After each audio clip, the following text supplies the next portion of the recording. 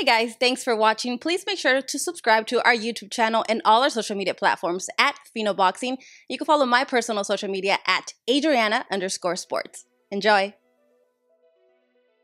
Hey guys, Adriana Jimenez, and I have the privilege here and the honor to have the living legend, Hall of Famer, and part of Golden Boy, Bernard Hopkins.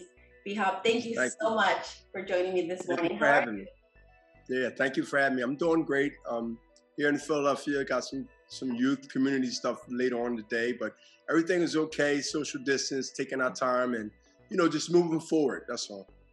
Absolutely, and I'm very excited to see Golden Boy kicked off 2021 with the bang, having Ryan Garcia becoming interim champ against his opponent, and now we have Vergil Ortiz in just a few days away, taking on his toughest opponent, at least on paper, in former champ MAURICE Hooker.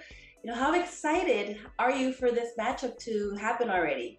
I'm very excited. Marcus is not an opponent. He is a guy that, like you mentioned, he know how it is to be in that light of championship. He's just as eager to be in the light that Vergil is getting now, or the accolades of the conversation about Vergil Ortiz and how he looks to be the next star, if not the star now, coming on the heels of Ryan Garcia and other people. All this stuff is floating around, and they both are paying attention. This matchup is really a dangerous matchup, but not dangerous enough where I think that Vergil will rise up to the occasion like he have done often, but it won't be easy, I believe, in this fight, even though you didn't ask me what I think as far as the prediction and all that, because I can tell you leading up to it, both guys know how important this fight is. And I think that's going to play in to the psyche leading up to the fight in a couple of weeks. And I feel like this fight, besides an opportunity for a world title shot, there's also bragging rights. They're both from Dallas. There's a lot on the line on this fight, isn't there? Yes, it's a lot of bragging rights for the fight. Like you said, both guys from Dallas, they going to have both fans rooting for them, probably 50-50, rooting for both guys. So nobody has the advantage, I believe, to be able to say, you're in my hometown or I'm in your hometown. It's going to come down to mano to mano. And I know you like that because I like it, because it makes everybody understand they have to be put on notice. Either it's going to be someone that's going to rise up, which is, I call him the hooker, or it's going to be Vergil Ortiz. I tell you, he's going to have to overcome something early in the fight, Vergil, that is, to show his dominance and to show whether he's the real deal. I know he's the real deal. I'm pretty sure, I haven't asked you, but I'm pretty sure you believe that also. A lot of other people believe it. But I go back to, let me mention, I want to go back to Ryan Garcia's fight. Getting off the canvas when I was there ringside and watch him get off that canvas and show what he's made of. Yes, we know he's talented.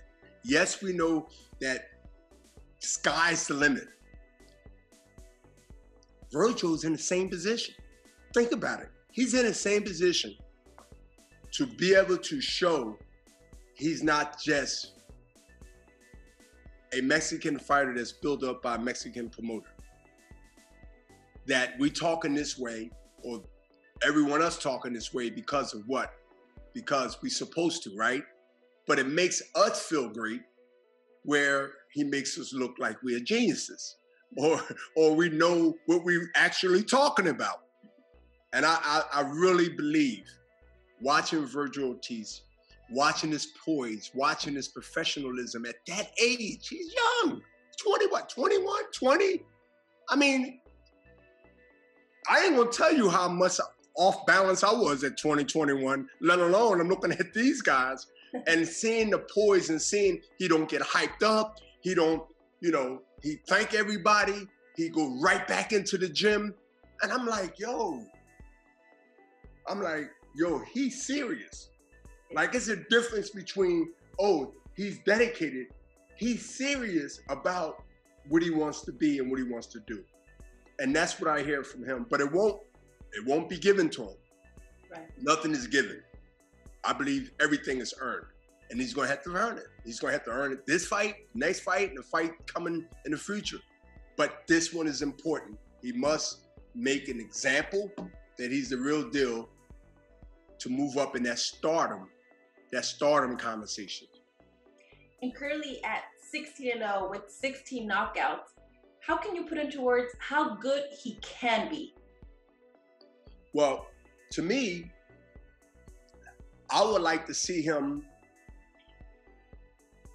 in the championship rounds and still muster up some strength and some intelligence in that ring and get those knockouts later. Trust me, hold me on this one.